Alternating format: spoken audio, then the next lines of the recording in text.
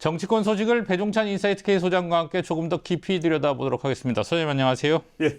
자, 한미 관세 안보 협상의 최종 결과물이라고 해야 되겠죠. 조인트 팩트시트가 최종 확정돼서 발표됐어요. 이재명 대통령이 직접 했습니다. 그렇습니다. 이 시기에 이제 할 수밖에 없는 여러 가지 이유가 있을 것 같아요. 왜냐하면 더 끌면 안 된다. 그런 점에서 이재명 대통령도 이제 직접 발표를 한 겁니다. 말 그대로 이제 직접 발표를 하는 여러 가지 배경은 있겠습니다만 이제 마지막 정리가 됐기 때문에 또 직접 발표를 하는 것이고 네. 대통령이 또 직접 발표해야 또 이렇게 좀 모양새가 나거든요. 예. 그리고 또 조금 생색도 낼 수 있고 네. 그동안 힘들었지 않냐. 예. 또 김용범 정책실장은 처음에 온 내용 보니까 기절초풍할 것 같더라. 이게 뭐냐. 실제 힘들었던 것 같기도 하고. 그러니까 예. 그런 이야기를 하니까 이제 대통령은 첫 번째로는 이제 성과를 전달할 필요가 있는 것이고 그래야 이제 대통령 지지율에도 영향을 미칠 수 있거든요. 관세 협상이 경제에도 또 외교 안보에도 영향을 미치고 말 그대로 또 핵 추진 잠수하면 대통령의 성과거든요. 일단 뭐 어디에서 만들어지느냐를 떠나서 또 두 번째는 왜냐하면 그런 이유도 있는 것 같아요. 지금 항소 포기로 검찰의 항소 포기로 분위기가 안 좋아. 네. 국민 여론도 지금 자칫 반발이 나올 수도 있거든요. 그러면은 이런 부분은 국정 운영에 부담이 됩니다. 그러면 시기적으로 탁 끊어가지고 이맘때 좀 딱 치고 나가면 그러면 좀 이런 걸 회복할 수가 있거든요. 이슈 전환이죠. 그런 것도 실제 조금 노렸지 않았을까. 뭐 얼마나 이게 뭐 전부의 이유는 아닐 겁니다만은 그래도 그런 걸 우리가 정치에서는 또 없다고 할 수는 없거든요. 또 한편으로는 그러면 미국도 동의해줬기 때문에 이 시기에 발표할 수 있는 거 아닙니까? 그렇죠. 미국도 지금 사정이 안 좋아요. 아. 트럼프 대통령도 지금 국내 여론 지지율도 낮죠. 또 셧다운에서는 이제 종료가 됐지만 여러 가지 사정들이 또 트럼프 대통령도 공격을 많이 당합니다. 더군다나 이제 성추문 스캔들, 이른바 앱스타인. 이 부분도 앱스타인이라고 하는 사람이 이제 지금은 죽었는데 그 사람이 예전에 주로 이제 10대 여성들을 불러다가 성추문 이렇게 막 일종의 스캔들을 많이 이렇게 성파티를 벌였거든요. 근데 그 장소에 트럼프가 있었었다. 뭐 이런 거는 정말 트럼프에게는 과거의 얘기를 합니다만 요즘 분위기가 안 좋으니까 직격탄할 수 있는데 미국도 그래서 국내 정치를 생각할 때 미국 국민들에게 메이크 아메리카 계약 협상 잘하고 그레이트 어게인 이걸 좀 할 필요가 있거든요. 그러니까 이제 이재명 대통령도 국내적인 이유도 없다고 할 수 없고 트럼프 대통령이 있다 보니까 딱 시기까지 맞춰줘서 성과를 낼 수 있는 그런 판단이 이루어졌던 것으로 보입니다. 지금 팩트시트 그 자체에 대한 의미를 좀 정리해 주시면요. 그렇죠. 이건 이제 뭐 정부에서는 이 정도 한 걸 잘한 거다 이렇게 이야기를 할 수 있을 텐데 물론 일단 첫 번째로는 협상이 타결된 것만큼은 잘 된 거죠. 더 미룰 수는 없는 겁니다. 더군다나 우리가 APEC 때 더 미뤄서는 안 된다는 말씀을 또 드린 적도 있고 두 번째는 뭐냐면 그런데 왜 이런 부분에 대해서는 좀 더 명쾌하게 되지 못해서 가령 이제 세 가지 정도가 되는데 핵 추진 잠수함 어디에서 건조할 거냐 이게 빨리 결정이 돼야 사실은 핵 재처리라든지 우라늄 농축액의 재처리라든지 또 미국의 웨스팅하우스와 우리가 원자력 발전소를 짓는 데 있어서 소형 원전 SMR까지 포함해서 우리 경제 또 원전 시장에 뛰어드는 이런 부분도 굉장히 중요하거든요.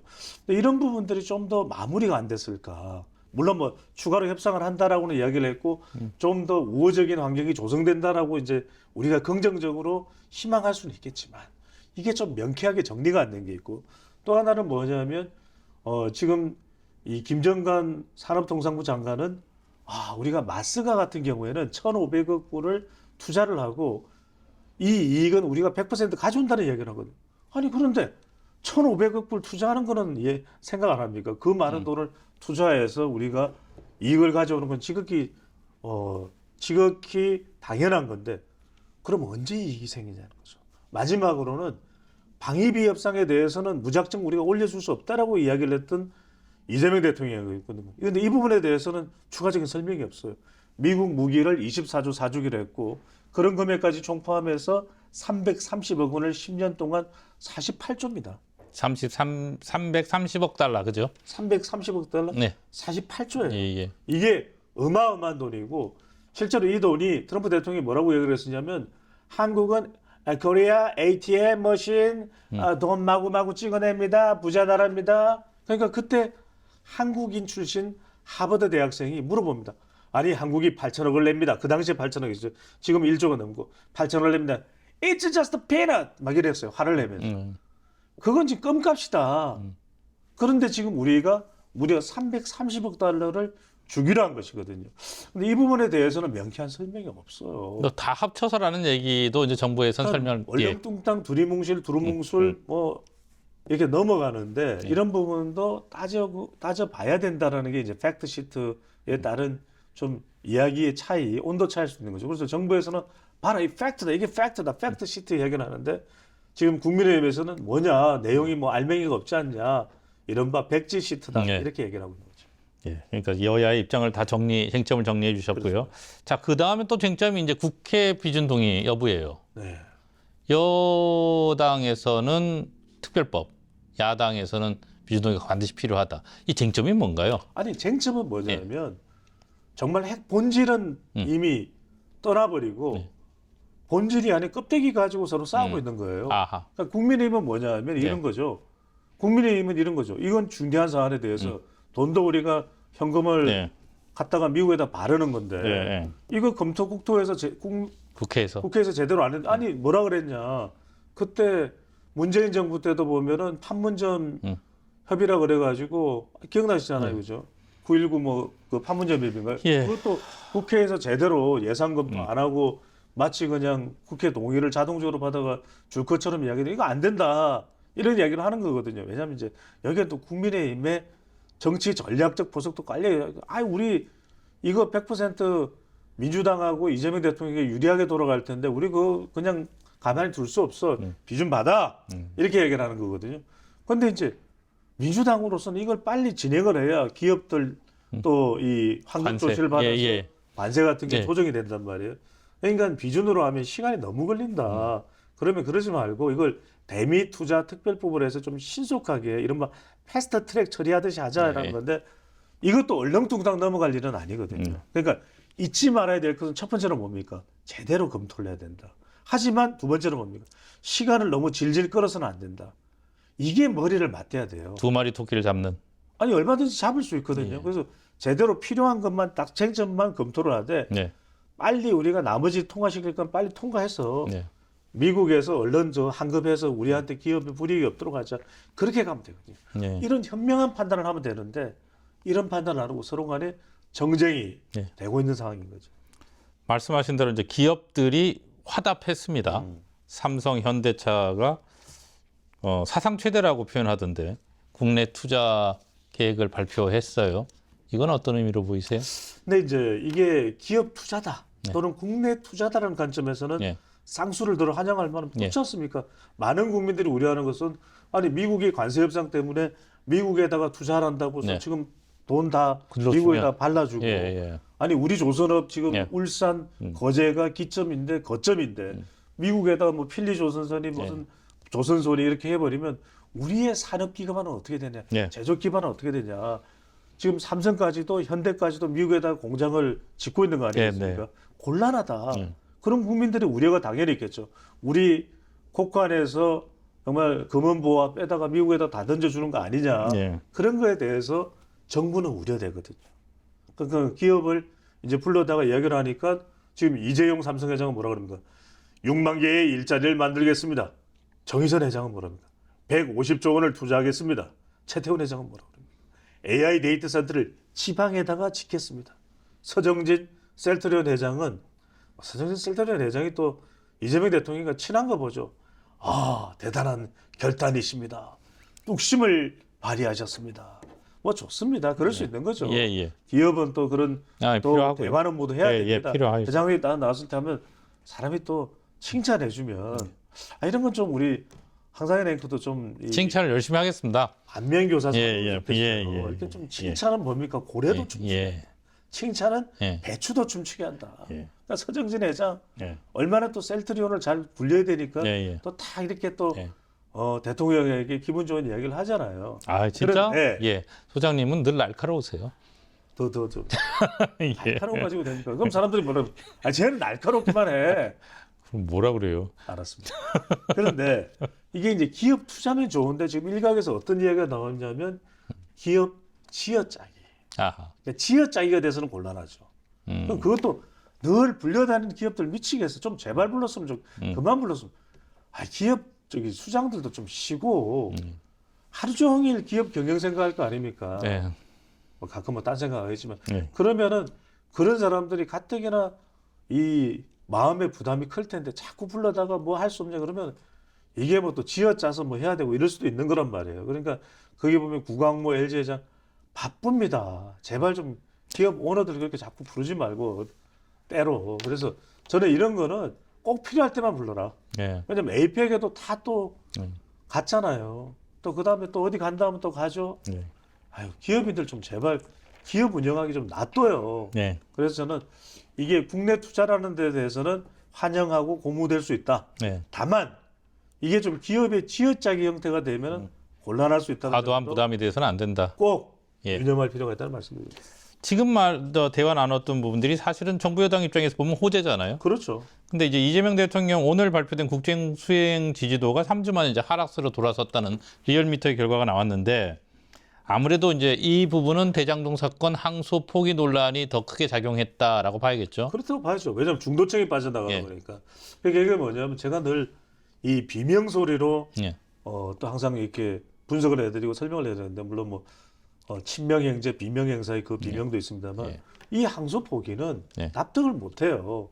그래서 한국 갤럽의 조사에서도 지난 조사가 여러 있지 않습니까? 예. 11일부터 13일까지 예. 무선 가상번호 전화 면접 조사를 실시한 결과를 예. 보면 거의 천재 같으세요. 자세한 사항 다 외우고. 선거조사심의위원회 홈페이지에서 확인 예. 가능합니다. 예. 없나요? 아, 천재 같아요. 근데 좀 천재는 좀 화날 수 있으니까 예. 다른 편에. 예. 그래서 이제 이 내용을 딱 보면 그때 뭡니까? 부적절하다. 48. 예. 적절하다.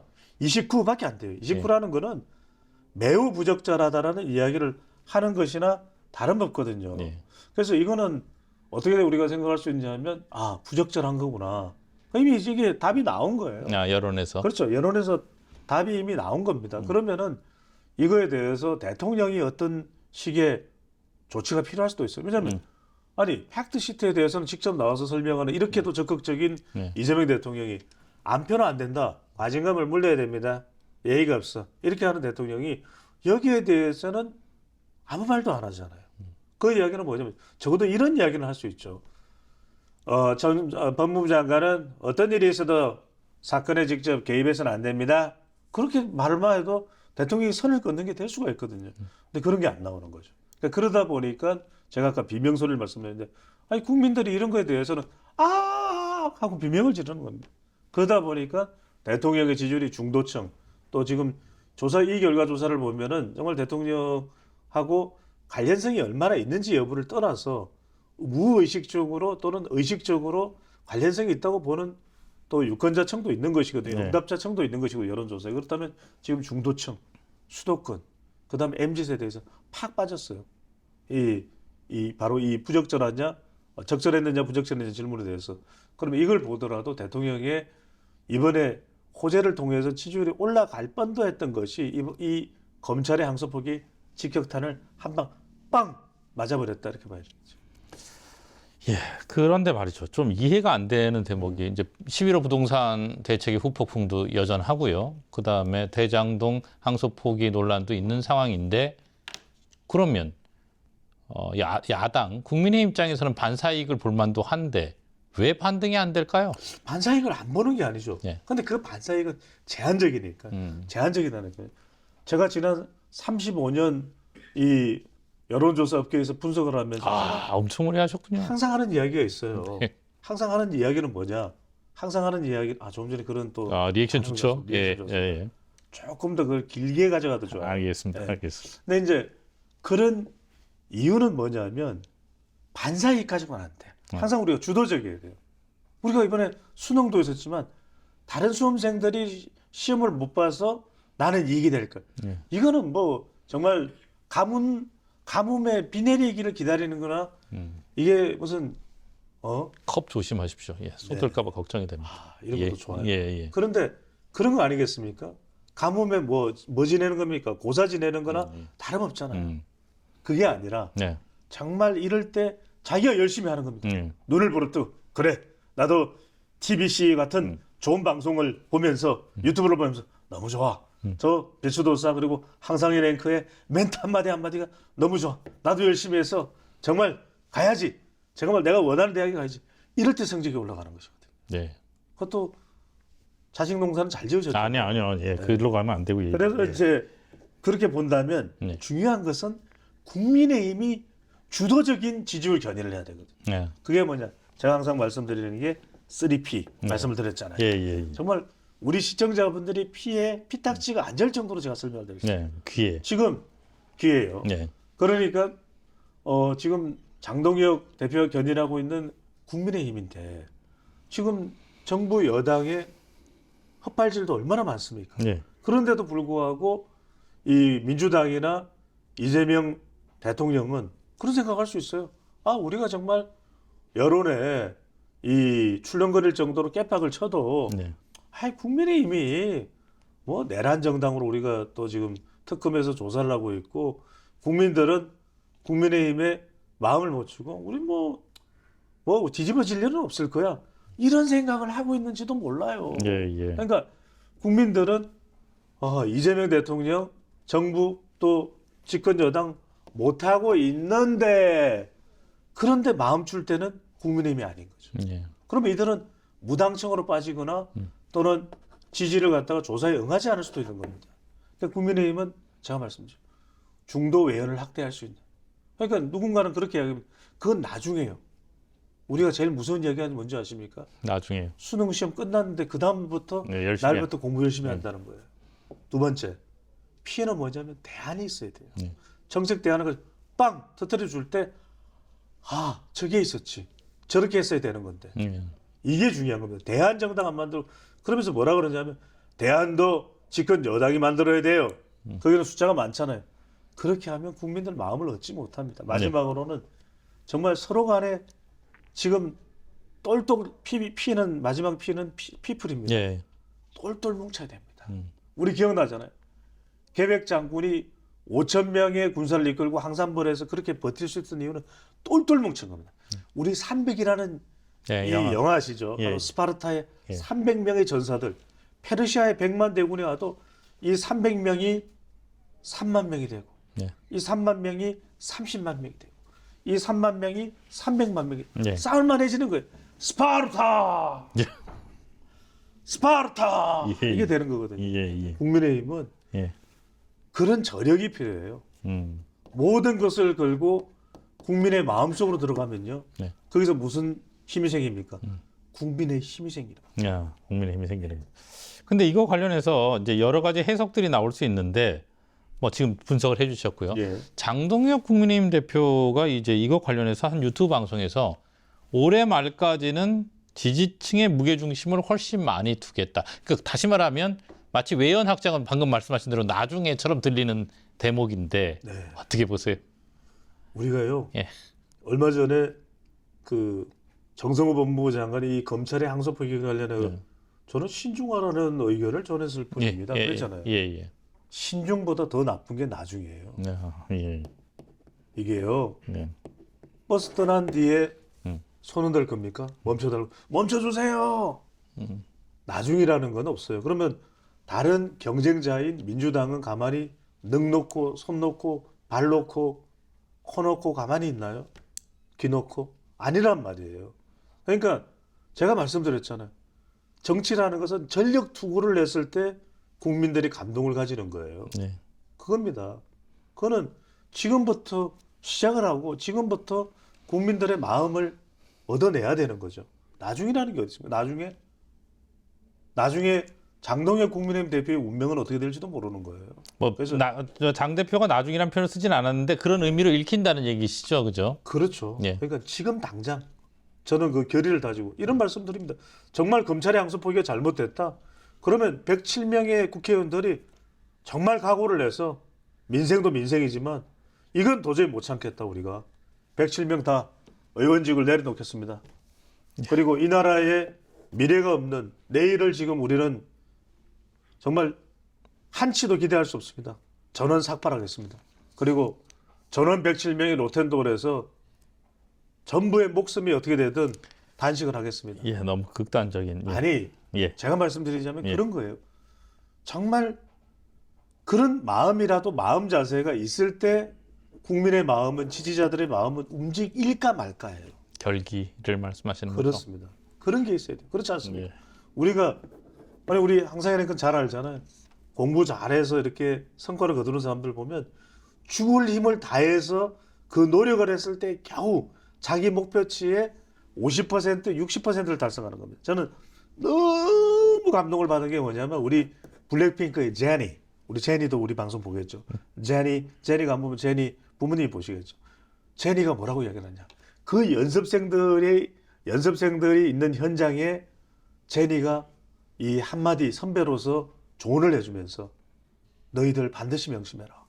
내가 운 좋아서 이 자리에 또는 내가 어슬렁 이 자리에 올라온 게 아니다. 죽을 힘을 다했더니 겨우 이 자리에 왔다. 네, 알겠습니다. 저는 그걸 절대로 예. 말을 끊고 그러세요. 제니까지 가니까 제가 정신이 혼미해서. 반 블랙핑크예요. 아니 무슨 말씀이에요. 예. 신 BTS. 자, 마지막 질문 드릴게요. 이번 주에 네. 이제 중요한 선고가 하나 있습니다. 패스트트랙 충돌 기소 6년 만이에요. 여기 뭐 나경원 의원도 있고 송원석 원내대표도 해당이 되고 TK 의원들이 좀 포함이 되어 있습니다. 어떻게 전망하세요? 저는 이게 예. 말 그대로 사법부가 살아있다면 무죄 선고를 내려야 되겠죠. 왜 그러냐면 지나간 패스트 트랙을 보신다면은 그 패스트 트랙이 정말 검수완박 또 위성정당 이런 거에 대해서 1당이 아닌 2당으로서는 최대한 그것을 저지할 수밖에 없었을 거예요. 물론 그 부분에 대해서 도덕적으로 또는 윤리적으로 국회의원들이 해도 너무했다. 저렇게까지 저항을 할 일인가. 또 물리력으로 그 부분에 대한 비판을 해야 되겠죠. 하지만 이게 유죄로 해서 어떤 벌금이 됐든 형을 살리는 건 다른 이야기잖아요. 그런 말씀을 드립니다. 비례의 원칙도 있는 것이고요. 또 하나 이제 우려하는 것은 뭐냐면 분명히 지나치게 우리가 이제 국회 선진화법도 있는 것이고 지나쳐서는 안 되는 건 전 절대적으로 동의합니다. 예. 동의합니다. 하지만 이것을 정치적으로나 도덕적으로나 윤리적으로나 비난하는 것이 아니라 법적으로 단죄를 하려고 한다. 그런데 그 법이라는 게 지금 집권 여당이나 사법부가 굉장히 경직된 상태에서 정권에 또는 어떤 권력에 이런 눈치를 보면서 상당히 최근에는 누구의 표현대로 쫄아 있는 상태잖아요. 그런 상태에서 야권의 재갈을 물린다든지 또는 야권의 손목과 발목을 묶는다든지 이런 식으로 접근을 해서는 안 되겠죠. 뭐 말하자면 뭐 가령 벌금형이 됐든 유죄를 하려면 충분히 설득 타당성이 있느냐. 저는 뭐 무조건 국민의힘이나 그 당시에 자유한국당이 됐든 잘했다 또는 당당했다 정당했다 이런 말씀을 드리려는 건 아닙니다만 그건 아니고 자칫 이런 지금 한참 시간이 지나서 판결이 내려지는 부분이 자칫 또 정치적으로 해석이 돼서 사법부에 영향을 줘서 국민의힘을 또 몰아가는 형태, 국민의힘을 또 단죄하려고 하는 형태가 되어서는 곤란하지 않을까라는 말씀드립니다. 일단 의원직 상실형까지 가지 않을 거로 보시네요. 네. 알겠습니다. 뭐 더 하실 얘기 못하게 하잖아요. 하고 싶어도. 아니 한 번에 다 목요일 날 또 하면 되니까. 예, 알겠습니다. 오늘 여기까지 듣겠습니다. 고맙습니다. 감사합니다.